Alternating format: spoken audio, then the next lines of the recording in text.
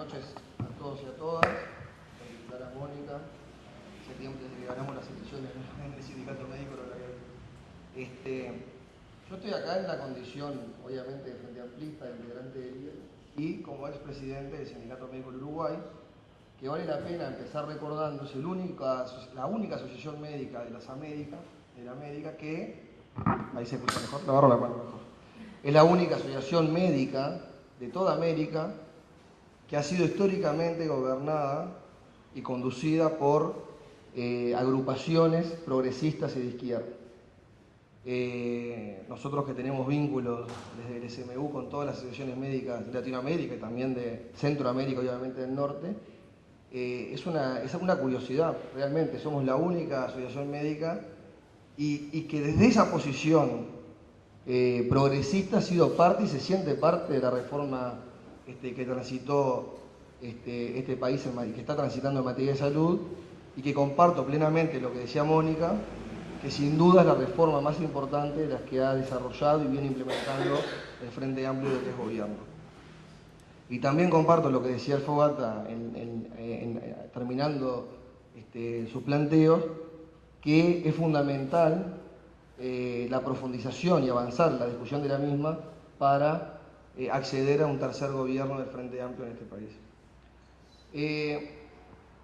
Sobre la situación previa y los elementos centrales en que se avanzó en la reforma, Mónica se refirió muy bien y los comparto plenamente, la situación, porque una veces se olvida de dónde partió. Y yo voy a hacer algunos planteos, algunos capaz que de una perspectiva autocrítica constructiva, pero lo primero que hay que hacer cuando uno hace eso es reconocer de dónde partimos, que era una situación terrible. Una situación de inequidad muy importante, de una falta enorme de coordinación y de complementación entre los dos subsectores que existían, que era el público y privado, con una concepción de salud pública pobre y para pobres. Y por supuesto con enormes problemas de calidad, que sí, por supuesto lo teníamos en el sector público, pero también en el sector privado, y ya avanzado en los temas de calidad en los dos subsectores. Probablemente capaz que uno mira más el sector público porque partimos de una situación que era inaceptable. Porque si bien somos un país subdesarrollado y lo éramos en aquel momento en una situación, cuando yo ingresé a la facultad en el 95 y empecé a trabajar en temas de salud en aquel momento, y pese a la situación del país, en ese momento era injustificable tener los problemas y las inequidades y los problemas de calidad que teníamos en términos de salud en aquel momento. Y por lo tanto, estoy, no solo por ser médico, absolutamente convencido que es la reforma más trascendente que viene transitando estos dos gobiernos del Frente. Partiendo de esa base y mirando para adelante y compartiendo el planteo del Fogata de que hay que profundizar la reforma, y para eso la reforma de salud, este país tenemos la característica de cambiar algo y después no querer cambiarlo por los próximos 30, 40 años, ¿no? La Organización del Trabajo Médico, por poner un ejemplo, data de los 60. Y miren cómo está terminando los líos que hubieron en este país cuando planteamos modificar algunas cosas de la Organización del Trabajo Médico más de 40 años después. Lo primero que tenemos quienes tenemos algo que ver con la reforma, siempre tener en la cabeza, es que la reforma de la salud debe estar permanentemente siendo evaluada y lo que hicimos debe estar sujeto a evaluación, a discusión, a crítica y a modificación para que siga profundizándose la reforma. Entonces, si bien yo quiero centrarme en algunos temas más sobre el tema calidad, la propia, digamos, cuando se discutió, cuando asume el gobierno de Tabaré y se venía discutiendo de las organizaciones sociales, el SMU, obviamente la fuerza política, pero también las organizaciones sociales, los temas vinculados a la salud, y se empieza a construir la propuesta de reforma, siempre tiene tres ejes centrales, o tres objetivos centrales que nos parece que deben mantenerse a la hora de evaluarla y de profundizarla, que son la equidad, la calidad de vida de nuestra población y en particular la calidad asistencial y la sostenibilidad del sistema y de la reforma como tal. Y desde esa perspectiva hay distintas aristas que uno puede enfocar el análisis de esta reforma que viene transitando el país, y cada uno de ellos siempre lo hacemos pensando en esos tres ejes centrales: equidad, sostenibilidad y calidad de vida de la población, y por supuesto obsesionado en mi caso por la calidad asistencial como un elemento particular dentro del concepto, o no tan abarcativo como puede ser el concepto de calidad de vida de la población. Y hay un primer elemento y punteando algunos elementos que nos parece que tenemos que empezar a discutir para el próximo periodo de gobierno, y en lo que tiene que ver con el financiamiento, me parece que hay algunas cosas que sería bueno empezar a discutir o por lo menos poner arriba de la mesa, que probablemente genere cada una de las cosas que voy a decir muchas discusiones y nos pueda dar para varias reuniones para discutir. Existe un seguro que lo administra la JUNASA y que crea un fondo. Ese fondo se nutre de los aportes de los activos, de los pasivos y los aportes patronales. ¿Qué hace el seguro luego? A los efectores públicos y privados, que tienen un doble rol de asegurador y de prestador, le da una cuota, que tiene dos componentes, la cápita y las metas asistenciales, que son metas, metas en salud, que si ese efector, asegurador y efector, accede a esas metas, logra con sus usuarios que han elegido esa mutualista o hace, que puede ser el gran efector público, accede a esa meta. ¿Qué es lo que nos ha pasado hasta ahora? Aún faltan, si bien hemos avanzado notablemente, que en este periodo se avanzó con el ingreso de los jubilados, faltan algunos colectivos que deberían ingresar al FONASA y aún no han ingresado. Jorge nombraba uno, que sin duda son los municipales. Toda la población activa debe ingresar en algún momento al FONASA, como lo hicimos los profesionales, con enormes discusiones, por supuesto, donde hubieron grandes discusiones, por ejemplo, en la interna médica. En aquel momento era secretario del SMU y Julio Truchanqui presidente, y hubieron los sectores corporativos duros, por supuesto, jugaron un rol muy importante poniéndose, y finalmente esta asociación médica conducida por fuerzas progresistas únicas realmente en Latinoamérica, tuvimos una posición favorable al ingreso de los profesionales al FONASA. Y de hecho destrabamos en aquel momento el ingreso de los profesionales y de los médicos en particular. Pero faltan también el ingreso de los militares y los policías. No hay ninguna lógica desde el punto de vista de... Si uno dice, bueno, vamos a hacer un seguro único, un sistema único y un fondo único, bien, todos los activos y los pasivos debemos entonces aportar a ese fondo. Por supuesto, esto que digo genera muchas discusiones. Como bien decía Mónica, ¿por qué tenemos efectores públicos y privados? Porque el sistema podría ser público y todas las aseguradoras y efectores podrían ser privados o podrían ser públicos. Pero el Uruguay tiene una historia de más de 100 años que uno no puede desconocer. Entonces, capaz que el hospital, sanidad policial y sanidad militar tiene que tener un efector. Si uno empezaría de cero, diría, no tiene demasiado sentido. Salvo tener una unidad dentro del Ministerio de Defensa que se encargue de medicina de guerra, por llamarlo de alguna manera, de catástrofes y demás, el resto no debería a priori existir una unidad ejecutora o un efector en el Ministerio de Defensa y otro en el Ministerio Interior, pero existen. Que existan no debe ser una excusa para que los militares y los policías no ingresen al fondo. Y después habrá que ver cómo ingresan, podrán elegir si el efector hace las cosas bien, elegirá el hospital militar. Y si el hospital policial hace las cosas bien, como hoy los usuarios, los trabajadores de cualquier sector eligen o hace o cualquiera de los efectores que está actualmente funcionando. Pero insisto, lo que no es una excusa para que no ingresen al FONASA. Y eso creo que debe ser en el próximo periodo de gobierno, debe estar la discusión y debemos avanzar. Ahora bien, ACE es la principal mutualista del país, tiene 320.000, hoy escuchaba la interpelación a Salud Pública y cuando habló Beatriz que decía que hay 320.000 FONASA uruguayos, trabajadores activos que eligen ACE para asistirse. Y tiene otros 800.000, que ¿quiénes son? Los pobres, indigentes y demás, que constitucionalmente el Estado está obligado a brindarles la cobertura de salud y se asisten en ACE. Ahora bien, ¿cómo ACE como efector, qué fuente de financiamiento tiene? Las cápitas que le ingresan por los 320.000 y un presupuesto histórico que el Ministerio de Economía ha asignado, que por supuesto, además está decir, este periodo, estos últimos años, y en particular en el periodo de gobierno anterior, ha crecido enormemente. Partíamos, para que tenga una idea, los médicos de ACE, los salarios medios rondaban 4.000 pesos en la época del gobierno anterior Colorado y actualmente andan en 28.000 pesos por 24 horas semanales de trabajo. O sea, esto como decía ayer, yo escuchaba a Story diciendo la educación. Claro, es razonable que cuando mejoramos pedamos más y nos habrán escuchado los médicos en nuestro rol gremial pedir más. Pero acordémonos de dónde partíamos, salarios de 4.000 pesos. Esas son las fuentes de financiamiento, decía que tenía ACE. Ahora, ¿cuál es el problema de financiar ACE así? Primero, esa población, y hay algunos estudios que lo demuestran, el monto que ACE recibe por presupuesto es menor a las cápitas correspondientes a esa población que asiste. Y si uno quiere que compita en un sistema único, no parece razonable. Y lo segundo es que esta forma de financiamiento le da la posibilidad al Ministerio de Economía, y con esto que voy a decir me voy a pelear con los amigos de Economía, de este Ministerio de Economía o del que venga, le permite la opción de ajustar en periodos de crisis. Ahora, desde mi punto de vista, en los temas de salud deberíamos salir de esa capacidad política que tiene el gobierno de ajustar en algunos momentos porque es salud y menos por la salud de los pobres. ¿Qué podríamos hacer? Capitemos a todos. ¿Qué quiere decir capitar a toda la población? Aunque estos 800.000 uruguayos que son los pobres y que no aportan al FONASA porque no tienen ingresos, y que el Ministerio de Economía, a través de del presupuesto histórico de hace que, para la redundancia, se encargue de su salud, podríamos capitarlos a todos porque, como decía Mónica, edad y sexo, sabemos el número de cédulas, sabemos que podemos perfectamente calcular las cápitas.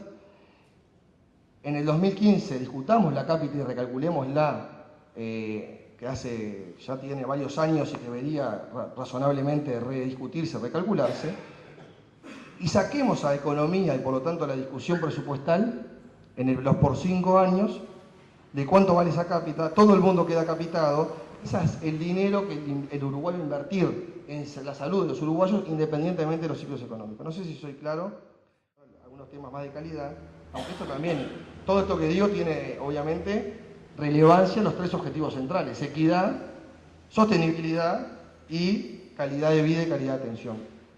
Que lo nombró Mónica, lo nombró Fogata, el tema de los copagos. Los copagos todos sabemos hoy que son financiadores y no su rol, que debe ser moderar la demanda, y debemos volver a un rol de los copagos.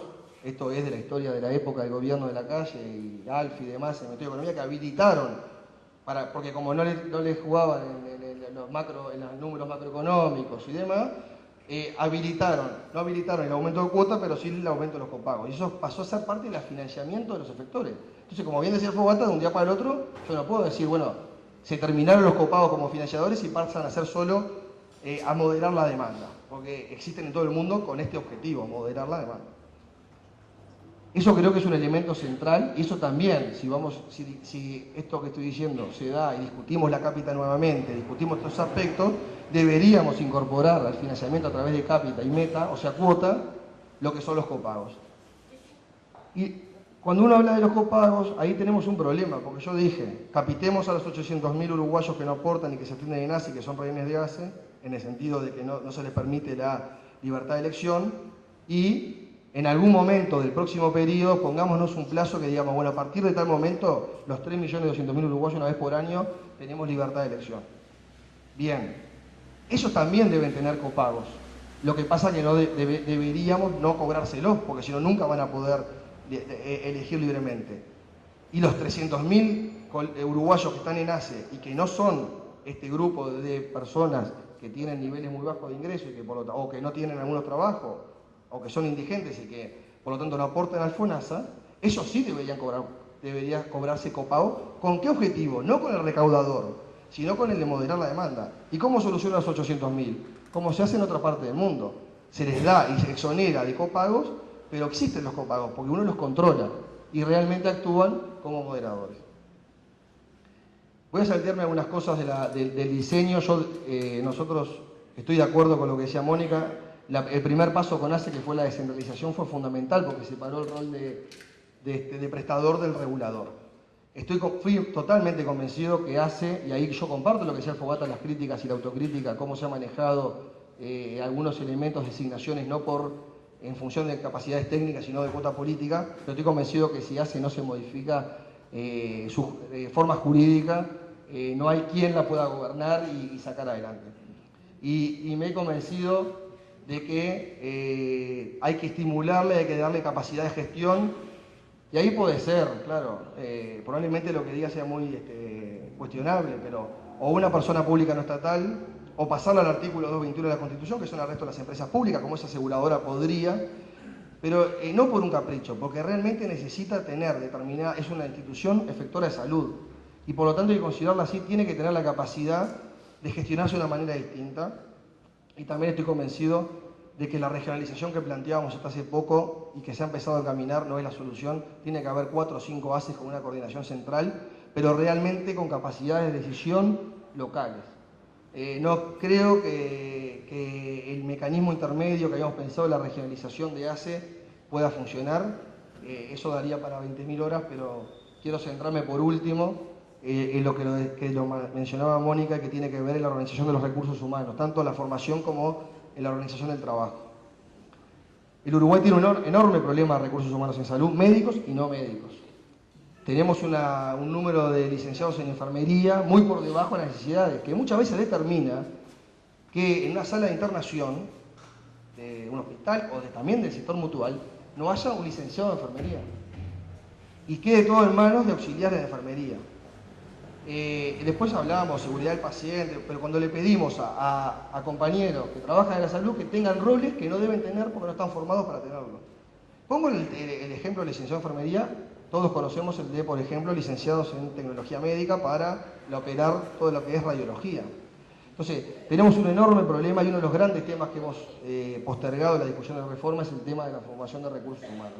Ahí la universidad, la Facultad de Medicina, la Facultad de Enfermería, ahora la Escuela de Nutrición como un organismo dependiente directamente de CC, tiene un rol fundamental para trabajar en conjunto, para formar en número y calidad los recursos humanos que requiere el sistema. Antes era la discusión, la corporación que decía, no tenemos sistema, no sabemos cómo vas a decir cuántos médicos necesito, cuántos tecnólogos, radiólogos, si esto es un caos, no hay sistema. Esa discusión ya está, se terminó y tenemos las capacidades, y la universidad tiene que tener en conjunto con el Ministerio de Salud Pública, los actores sociales, la capacidad de académicamente, técnicamente, hacer estudios que puedan prever las necesidades de recursos humanos en salud y formar los recursos adecuados. Y lo otro ya no puede ser más la excusa, porque si no vivimos la excusa de cuando yo decía, entré a la facultad ya por el 95, que era la excusa, pero no sé cuántos profesionales quiero, lo que cada cátedra pueda formar. Y se recibía con suerte un urologo por año, con suerte, no sé, realmente, pero eso ahora necesitamos estudiar qué recursos vamos a requerir para el futuro y la universidad tiene que ser un aliado para formar los recursos que el sistema requiere en número y en calidad adecuado. Y otro es la organización del trabajo. Y claro, van a decir, es el núcleo delirante de Revela, hablar de combatir el multiempleo y la alta dedicación horaria. Eso no es suficiente, pero es condición necesaria para mejorar la calidad. Ahí sí es un problema central de calidad. Y eso corre para los médicos, que ha sido muy difícil plantear la discusión, pero corre también para todos los no médicos. Que ustedes saben muy bien, por distintos motivos, la organización del trabajo que han tenido. Pero en algún momento tenemos que sincerarnos y discutir que es un elemento central y una condición necesaria para la mejora de la calidad, la disminución del flagelo del multiempleo y la concentración horaria en los lugares de trabajo. No le pasa solo a la salud, estás hablando de educación y uno de los temas que está arriba de la mesa es el mismo, pasa en otras áreas. Pero bueno, hoy estamos hablando de salud y estamos convencidos que es un elemento central. Con el sector médico empezamos a dar algunos pasos. El Fogata decía que nos va a invitar a conversar en este frente social. Y uno de los temas que tiene que estar arriba de la mesa es, nadie trabaja 18 horas porque quiere. Ninguno de los enfermeros que trabaja conmigo en las instituciones que trabajo lo hace porque quiere. Pero bueno, en algún momento pongamos a discutir cuáles son las condiciones que vamos a tener que generar para que ese licenciado en enfermería trabaje 8 horas. Y eso tiene que haber condiciones de trabajo y salariales, está clarísimo. Pero es un elemento central para la mejora de la calidad. Quedaron muchas cosas, pero no puedo terminar esto sin hablar de un elemento que para mí es central y es el hospital de clínicas. Yo estoy convencido que los efectores, ninguno de los bancos de seguro del Estado, BPS, hospital militar, hospital policial, no tiene sentido de existir. Existen porque hay una tradición, porque tienen 100 años en algunos de ellos o más, y como dijimos, efectores públicos o privados, mientras el sistema sea público, el efector puede ser público o privado, y si pongo reglas de juego claras en serio, eso implica también que cuando se funden, y las absorbe el sistema, los usuarios, los trabajadores, médicos y no médicos, y seguimos para adelante, me da lo mismo que sean públicos o privados. Ahora, en verdad, responde a la historia del país. Esto también. Ahora, lo que sí tiene razón de ser, y esto lo digo porque lo discutí con varios actores que lo cuestionan, igual que como cuestionamos para qué existe el militar, es un hospital universitario que forme los recursos humanos, o sea, el elemento central de formación de recursos humanos de investigación y que ayude en la incorporación de tecnología. Es discutible, todo es discutible, pero estoy convencido. Ahora, lo que es inadmisible en el tercer gobierno de Frente Amplio es que sigamos teniendo un hospital, si es que lo vamos a seguir teniendo, con enfermos que comparten 2 enfermos una sala con un baño y el agua caliente. Y eso es la autocrítica más grande que creo que no tenemos para hacer. Porque es el lugar donde estamos formando a la mayoría de los médicos, de los enfermeros, de los técnicos que van a salir al mercado y se forman en esa situación que es de, como decía Mónica, del milenio pasado. Tener un hospital en el que tengo 18 enfermos, todos juntos en una sala, con un baño que comparten. Pongo ese ejemplo porque eso. Ahora bien, está claro que el hospital de clínicas, también es verdad, no puede tener la organización jurídica, dependencia, funcionar como si fuese una facultad como lo hace hasta ahora. Universitario sí. Dependiente de la universidad, ¿cómo no? De su facultad de medicina. Capaz que una persona pública no estatal. No sé cuál es la forma jurídica. Que perfectamente puede depender de la facultad. La facultad tiene una fundación, que es la Manuel Pérez, que es una persona pública no estatal. Yo estoy de acuerdo. Yo no pondría, si fuese el Ministerio de Economía y Gobierno, un peso en el hospital para que siga haciendo lo que hace hoy en las condiciones que lo hace. Ahora, también es verdad, somos nosotros los principales responsables de generar un proyecto alternativo de hospital universitario que logre reconvertirse, pero que se reconvierta en todos los aspectos de su organización, de los procesos que hace, porque tenemos la obligación, porque estamos formando los médicos del futuro en un lugar que probablemente, si nos sinceramos, no podría ni siquiera estar habilitado para seguir recibiendo enfermos. Entonces me parece, y esto último lo dejé porque es un tema central, porque claro, me formé en el hospital, hice la residencia en el hospital, soy docente del hospital, exactamente, y realmente es un sentimiento, digamos, de decepción llegar a haber terminado, estando a un año de terminar el segundo gobierno del Frente y no haber podido todos los actores que teníamos responsabilidad, la universidad, la Facultad de Medicina y los 2 gobiernos, haber resuelto el tema del hospital, que no es por mantener un hospital abierto, es por las concepciones del hospital universitario, que sigo estando convencido que debe seguir existiendo y que no podemos seguir formando a los profesionales en el ambiente hospitalario, en el hospital en la situación de la vida.